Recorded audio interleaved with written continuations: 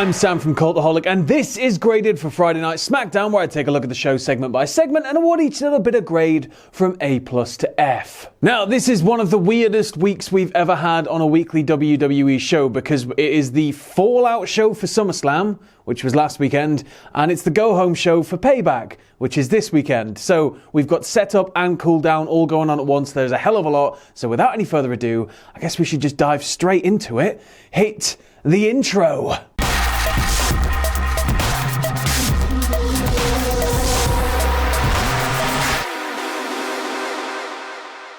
So we start things off with Adam Pearce. He's outside Vince's office with a bunch of security people, and he's like, okay, go, get into position. And so they all go off. He knocks on the door, walks in, and Vince is like, I have a mission for you, should you choose to accept it. Vince then tasks Adam Pearce with going around and getting the signatures for Braun Strowman, The Fiend, and Roman Reigns in order to solidify their match for Payback this Sunday. He also strangely gives him a suit bag, you know, like those sort of fold-up, hang-up suit bags that you put your dress clothes in when you're not wearing them. And he's like, and your appropriate attire is in there. So there's some sort of mystery involving that. And then we go straight into the show, kicking things off this week with Jeff Hardy, who's coming down to the ring. So Jeff talks about winning the IC title, what it means to him, but then he's cut off by AJ Styles, who's like, no, hang on, mate, you cheated. That knee brace came flying up, cracked me in the head, knocked me for 6, and you stole a cheeky victory there from me. He says, actually, because of that, I'm not cleared to wrestle tonight, so thank you very much, mate. And then Jeff's like, oh, well, if you're not cleared to wrestle, I guess I should just have an open challenge. And then there's a little bit of bickering, and then Jeff drops AJ, and when we come back from the break, the call has been answered, I guess, because out comes Shinsuke Nakamura. So AJ goes on to commentary for the match, and then Nakamura is straight at Jeff trying to take him to the ground because he's wearing a knee brace, which may as well be a giant neon sign that's blinking and saying, hit here. So Nakamura takes charge. Jeff is able to sort of overcome it, but whenever he does start getting on the front foot, Nakamura just takes it to that knee, and everything grinds to a halt. It gets to a point where Jeff can barely stand, like he's hitting moves, he can't quite get up the ropes, he can't quite do what he needs to do because his leg is killing him. He does get to Hulk up though. He dumps Nakamura to the outside, and then I think he does a weird baseball slidey kick type thing, which sends Nakamura sailing over the announce table into AJ Styles' lap. That sends us to break. And then when we come back, there's not really a lot much more that goes on. The match stays fairly similar in that respect, but we reach a point when Nakamura ties in this brutal looking knee bar type thing on Jeff, on that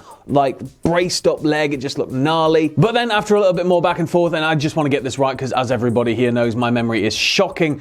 Jeff hits the Whisper, he sidesteps a Kinshasa, he knees Shinsuke, which is AJ's oh, he cheated, he used the brace again, oh my god, and it all blows up there.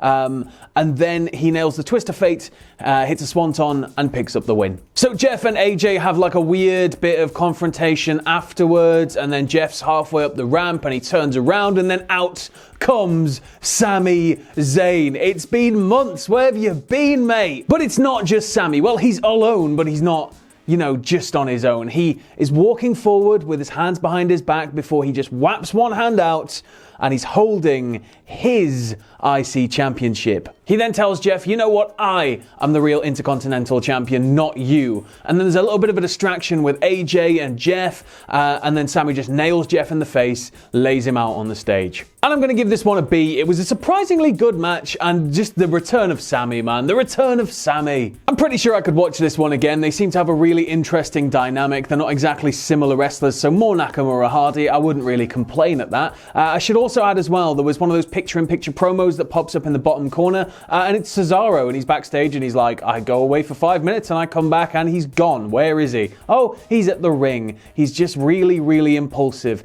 And then he signs off. I think the last word he says is partner, but he's like, partner, and it's the crack's starting to form there. They're gonna tear apart, because that might be quite a cool little feud too. We then go to Sami Zayn backstage, who's walking on a cloud. He's so happy, he may as well be spinning around and singing and jumping up and down and dancing. Kayla tries to stop him, and he's like, you know what? Don't ruin my night, but I'll give you this. I'm about righting wrongs, and Jeff Hardy as IC champion. That's wrong. I need to write that. And then next up, we go to Firefly Fun House. And Bray is in a fetching, like, checkered black jumper this time. No red. So he welcomes us to the Funhouse as he always does, and then he's like, hang on, you know what? Something's missing. And then they do a pentagram wipe, sort of like a star wipe, and then, yeah, he's just got his Universal title. He says it was so good to see Roman again, and then he's interrupted by the doorbell, and he opens the door, and it's Adam Pearce. And I think we just solved the mystery of that little bag that Vince gave Pearce with a tire in it, because he, in the Firefly Funhouse world, is apparently Postman Pearce, and Postman Pearce never ever misses a delivery. So yeah, there's a little bit back and forth between them, and Pearce is like, you know, can you sign this for The Fiend? And he's like, why would I sign it for The Fiend? And he's like, well, you guys have got sort of a connection. And Bray gets super intense with him, and then he's like, all right, and just signs it. It was like, okay. And just on the point of Pearce, he doesn't get anywhere near as much love as he deserves, and he'll be getting his own grade for this central thread when it's complete at the end of the video. But in terms of a grade for Funhouse this week, it gets an A. It was simple, it was ominous, and it always feels just slightly different. This week was a little bit more cerebral, sometimes it's a little more visceral, sometimes a little more funny, but this week it was just one of those really simple, really menacing, just, ooh. And next up we go to Matt Riddle, who is walking down to the ring. He calls out Corbin and he's like, you know what, this ransom's getting ridiculous. Down here now, let's sort it out. I'm sick of it. I want it done. And Corbin just doesn't come out. So I think we go to a break, we come back, and Riddle is still demanding Corbin come out, and so Corbin's music hits. Corbin then says that he accepts the challenge for a match, but on behalf of Shorty G. And then Riddle's like, what? And then Riddle gets decked from behind by Lil Chaddy Gable. So G, of course, gets some good offense in. I mean, the guy is a literal wrestling machine, so just beats Riddle down a little bit before the inevitable, of course, happens. And I'll just read out what happened. We had Riddle quickly powering up after that little bit of a beatdown. He destroys him with a Bro Derek, and he picks up the win. Corbin then jumps the ring afterwards, but Riddle sort of stands his ground and runs him off, and Corbin backs away. And I'm going to give this segment a C. It just felt really weird seeing Gable in this position, because he's Gable. I know he's Shorty G now, but like, this can't go on for very much longer. I like the dynamic of him with Corbin.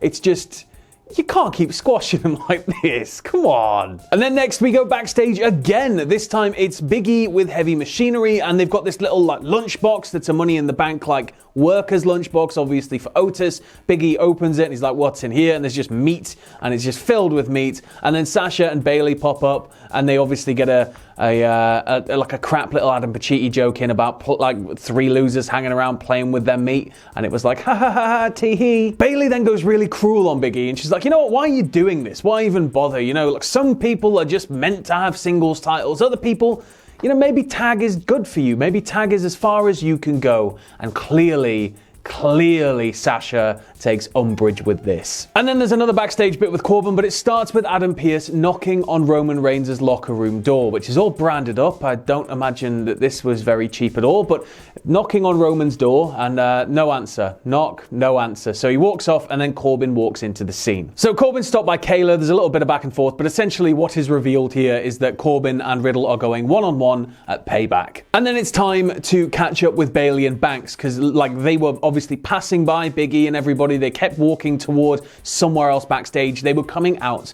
to the ring. So Bayley starts off by addressing the tag match at Payback, and then she's like, you know what, but I think I need to apologize to you, because it was all my fault that you lost that belt, wasn't it? Because maybe you just weren't ready for Asuka. Maybe I shouldn't have helped you. I just know that you really wanted to be just like me, just like Bayley, and it's so horrible. Like, she's just being proper condescending to her without thinking that she realizes. Sasha then looks upset, but essentially says she's got Bayley's back no matter what, and she's, you know, she is going to leave with her tag belt this Sunday. And then they're cut off by the Tron, where Shayna Baszler and Nia Jax have appeared. Nia and Shayna run each other down a bit, while also Bayley and Banks like get run down by them. It was a strange one, I guess, like an odd couple tag pairing. But yeah, Banks essentially here promises that she will have her vengeance and she will leave with her title intact. I'm going to give this one a B-, because the undercurrent here is dictating that Sasha has something very serious up her sleeve, and it's going to happen Sunday. And I can't wait, because I've been waiting for this to just boil over for quite some time. I want it all to explode. I think this is going to be a hell of a feud for a little while. There's also the question of whether you turn straight away or whether there's more seeds sown at Payback and we're going to just keep building and keep building and keep building. We then go back to Adam Pearce backstage and he approaches Drew Gulak, and I think the music fades in so I couldn't really hear what he was saying, but essentially he's asked if he's seen somebody and Gulak's like, no, but have you seen Strowman? And Pearce is like, well, I wouldn't advise you going after him. He's like, well, he completely did me in last week. I want my revenge on Strowman. And Pearce is like, right, well, I've got to see Strowman, so if you see him, just let me know the crack. And then Gulak's like, all right, just hang fire, just 1 minute. And he just picks up a chair, walks just casually as he can around the corner as if he's going to go sit by a monitor or something. And there's Braun, just hunched over what looks like some sort of table with water on it and stuff. And Gulak just calm as a cucumber, cool as a cucumber, Jesus, just straight across his back. Braun doesn't even move. He just slowly starts to get up, and then Gulak looks to Pearce, throws him the chair, and runs away. And Pearce is like, seriously, man? And Braun turns around and gets in his face. Pearce is like, look, man, it was Gulak. Just Christ, just don't hurt me, don't hit me. I just need you to sign this. Vince has sent me to get this so we can just get it all ironed out. You want to wrestle these guys, just sign this bit of paper. And he's like, okay, I'll sign you a bit of paper if you get me Gulak in that ring right now. We then go to Cesaro and Nakamura, who are backstage, and they're just stood around talking, and then up pops Sami Zayn singing Reunited. Oh, that was it, sorry. Cesaro actually tells Nakamura something along the lines of, if you're going to be that impulsive again, you need to let me know. We are a team. But yeah, Sami pops up singing Reunited and neither of them are impressed. And he's like, come on, guys, yeah. And Nakamura's like, Sami, where have you been for 4 months? Not even a single phone call? Sami then tries to explain a load of it away and he's like, we just needed some space and all of this stuff. And Nakamura's like, well, we've had success without you. And he's like, that was all part of my plan. I knew that if you had a break from me, you'd win the belts. They're not buying it. And I love that they're not buying it. It all reaches this really awkward peak as well where Cesaro's like, okay, man, but we were having a private conversation, so... And Sami's like, yeah? And he's like, yeah, we're having a private conversation as a team. We're a team, so... And Sami awkwardly has to leave. And then we go to the ring for Gulak versus Strowman because Adam Pearce needs that bloody signature. Gulak, you idiot, what have you done? So Braun doesn't even wipe his top off. He just comes down in this skin-tight, sweaty shirt and sets to work, but I'll read out how it goes because, as you can imagine, it's not a 60-minute Iron Man match. So he launches Gulak from corner to corner. He hits him with a senton, some strikes, a choke slam, a running power slam, and it gets a C- because it was a squish. Braun then passes Pearce on the ramp, signs the contract, and heads along on his merry, angry way. Then we go to Lucha House Party backstage. There is so much going on. Oh my God. Right, Lucha House Party are backstage, and I'm pretty sure Kalisto is like, okay guys, but this is how it's going to be done. Just watch me tonight. This is what we're going to be doing moving forward. And he's sort of just talking to everybody. And then he says to Lindsay, you know what? You do me a favor. You stay here and you watch. You watch from back here. So there's obviously an initial bit of tension there when Kalisto says that. He leaves, and then you've got Metalik and Lindsay talking just a little bit mumbly, and then all of a sudden out of nowhere, Nakamura from behind with Cesaro just bump and knock him to the floor. And then we go straight to the ring for Kalisto versus Cesaro. So it's all flowing. I love that the shows flow properly now. It's just so much nicer. So Cesaro plants Kalisto straight off, only for Kalisto to Rana him out of the corner to the floor, and then on the outside, he Ranas him a whole lot more. That was a lovely rhyme from me to you. The sticking point here is that Cesaro only has power, where Kalisto has bulked up quite a bit, but he's also just as nimble, if not even more nimble now than he ever was. There was some stuff in this match that was just insane. But yeah, every single time Cesaro tries to connect with something, Kalisto is able to come up with an inventive way to eventually put a stop to it. There's then this huge DDT from Kalisto that starts on Cesaro's shoulders in a standing position. I can't even explain it. I think you need to just go and watch it because I don't know how it was done. I watched it about 4 times and I was like, what? But then it's right around that point with the big DDT that Metalik and Lindsay, knowing that Nakamura is on the outside with Cesaro, come sprinting down and they start brawling on the outside. And then in the confusion, and it's such a quick flash of confusion, which made it really nice actually, because it wasn't this big, telegraph type thing. Kalisto's just immediately rolled up by Cesaro, who is a massive opportunist.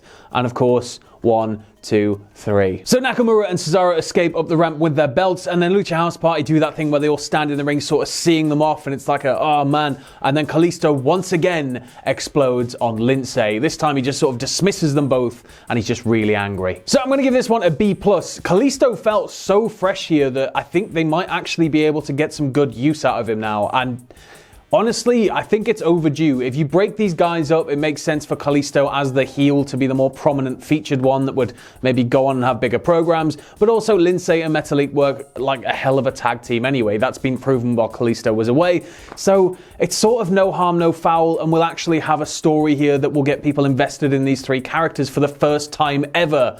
And I'd really like that to happen. Then we go to Adam Pearce, who once again has gone back to Vince, and he's like, look, Vince, I've got the first 2 signatures. I can't get Roman. I've tried his door several times now. He's not answering. And Vince is like, well, knock it down. Get in there. You need that signature. And then just to add more stuff in, we go to Nikki Cross backstage. And this is a really nice little segment here, actually. So Nikki is holding an Alexa Bliss mug, and then up walks Tamina. And Tamina's like, what you got there, Nikki? And she's like, oh, it's just the first gift that Lexi ever got me. Tamina then asks how she is, and then Alexa turns up, full of smiles, all happy, all bubbly, pink ends on her hair, in pigtails. Nikki's like looking at her, and she's like, okay, like, right, this is a throwback, and then she notices one little thing. So in Alexa's hair on one side, I think it's her left side, she has a single pink dreadlock, and she was like, well, I was thinking about going half and half, and, you know, maybe I'll go full, and, like, Nikki's like, no, you're not thinking about it right, like, you know, it reminds me of The Fiend, and when she says The Fiend, Alexa freezes for a second, and then her whole demeanor changes. Alexa then kicks off at Nikki for not being supportive. She grabs the mug that she got her as the first ever gift as friends, smashes it, and storms off. I'm going to give this a B+. If anything, the era of the 0 fans in attendance and, you know, the Performance Center and now the Thunderdome, it's driving a hell of a lot of creativity, especially in the out-of-ring stuff. And it's really nice seeing people get a chance to shine more. Like, Nikki Cross has really come into her own over this. Alexa Bliss has completely reinvented herself pretty much, and that's all ongoing right now. We've had all of the Sonya Mandy stuff, but this stuff is just getting better and better, the backstage things, I believe, personally. And then, of course, why not? Let's go to another team. We go backstage and we have Miz and Morrison ahead of their match later. They're teaming with Sheamus to take on Big E and Heavy Machinery. And they're like talking. And Morrison is saying that he found out by attaching a baseball center to his knee and swinging his kicks as hard as he could that he could kick at 70 miles an hour, which is great. It's really good for you, Joe. I'm really proud of you. But then Sheamus turns up and he's like, so boys, what's the plan? You got the match planned? You know what's happening? You know the game plan? You know what we're going to try and do? And they're like, yeah. So we're going to keep him out of the ring because he's a power guy. Well, he's a wild card, so we've got to make sure that he stays on the apron. And this guy, maybe we just beat him down on the outside. And Sheamus is like, so you want all 3 people that we're facing to not be in the ring, and then he chastises them for being idiots. And then Miz and Morrison bicker because they've just embarrassed themselves in front of Sheamus. And it was actually quite nice. But then, of course, we now go to this main event match, which is Heavy Machinery plus Big E versus Miz and Morrison and Sheamus. So Otis and Jomo quickly start things off with their heels having to triple team him to get him to the ground. When Tucker gets in, he's very quickly cut off by Sheamus, dragged back into heel territory, and that is where Tucker stays for the next 95 minutes. So he just keeps getting worked over, then he can clean house, and then he'll almost get a tag, and then they'll drag him back, and they'll work him over, and then he'll power up, and then he'll clean house a little, and then he'll almost get the tag, and they'll drag him back, and rinse, repeat, basically. But after the second ad break of Tucker getting beaten down, he starts to fight back in a way that he's able to clear house, get to Big E, and get the hot tag. And this has come after a point where Tucker was getting pinned so much and he was so knackered that they had to keep jumping in as faces to break up the pin. So thank God Big E got in when he did. So he gets in, he absolutely cleans house, he gets cut off by Morrison, there's a little bit more back and forth, and then eventually he hits the big ending on The Miz to pick up the win. I'm going to give this one a B-. I liked it, you know, I'm not usually a fan of 6-mans because we've had them shoved down our throats for so long, but this one felt fresh, the team dynamics were cool, the drama with Tucker, because like Tucker really got beaten down here. It was like 2 whole ad breaks, as I said, went by before he was able to get that hot tag. Big E, of course, had to pick up the win here over Miz to close off the little talking smack thing they've had going all week. And it also continues Big E's streak of dominance into his solo run. The only thing I didn't like about this match is the fact that Big E is on this solo run and has been thrown into a 6-man tag situation. Now, again, it can't always be helped, but ideally, we need Big E to be in more featured singles stories because we're a bunch of really greedy people, and that's just all we want to see. It's just all we want to see because it's been so long. It's been so long. And I realized that I've just messed up. So before this match, actually, Adam Pearce went to Roman Reigns' locker room, knocked on the door, walked in, and Roman was just stood there like sort of walking to get the door anyway. He hands him the contract. Roman's got the pen. He goes to sign it. He falters. He goes to sign it again, clicks the pen, and he's like, man, I need to take a look at it. So then we went into that match, and then we come to this next segment. So yeah, the final segment of the night is Pearce in Roman's dressing room. So he's sat there next to Roman, who's sat on a couch just looking, and he's like, look, you know what? Right, okay, I'll sign it, but I'm going to win, and I'm going to take that Universal title. And that's not a promise, and it's not just me being me. That's a spoiler. Roman's whole demeanor through this is pretty dark. This could be it. This could be what we've been waiting for years. So just, but this isn't the end of it either, because at the end of it, he hands the contract back to Pearce, and Pearce is looking to the left of Roman, and Roman's been just glancing to his left a little bit, as if there was somebody sat next to him. And the camera pulls out after Roman says it's a spoiler. Camera pulls out to reveal Paul Heyman. And Paul Heyman leans in and he says, believe that. And that is the end of SmackDown. What is happening? Roman Reigns is a Paul Heyman guy. Roman's whole demeanor. But the thing is as well, when Heyman was like leaning in and saying that, Roman didn't even like look at him. He seemed to just be so focused. It's like an uneasy alliance, or he's full-blown heel. What the hell is this going to mean for Brock? Like, ugh. So the whole Pearce saga, of course, gets an A. As I've said, I love central threads. When they mean something. When it's just like, well, you got to redo a match later and stuff like that. Yeah, it's all right. But I prefer it when there's like a big main story. And Vince giving Pearce this mission and giving him so much screen time, I liked that. And of course, as I said at the end there, Roman Reigns is a freaking Paul Heyman guy. Like, what? So yeah, overall, SmackDown, having just sort of stacked all of the possible promo work they could, done all the cool down, done all the build, just completely teases everybody's bollocks by just throwing Heyman at the end with Roman. I don't think we need to sum up this episode anymore. But yeah, I think taking the averages of all the grades I've given, I'm going to give it this week a B. We had so much, as I said, but primarily the things that I'm like really interested in. Of course, Roman, Paul, we have Alexa and the whole dreadlock thing. I really want to know where this is going because obviously it's got something to do with the Fiend and she's back in pigtails and it's demeanor change and all of this stuff. So yeah, maybe we'll find out some actual rules of how the Fiend operates and all that stuff. We've got Sasha and Bayley about to explode, or is that going to drag out a little bit more? And we've got Lucha House Party falling apart, and we've also got Riddle Corbin, and all of this was set up like tonight pretty much. So yeah, I mean, Christ, Payback is now, yeah, wow. Like, I was so apprehensive about these back-to-back weekends of pay-per-views, but how could you not watch after that? What did you guys think of this episode? Let me know in the comments below. But this has been Graded. I've been Sam, and as always, stay safe, and I'll see you soon.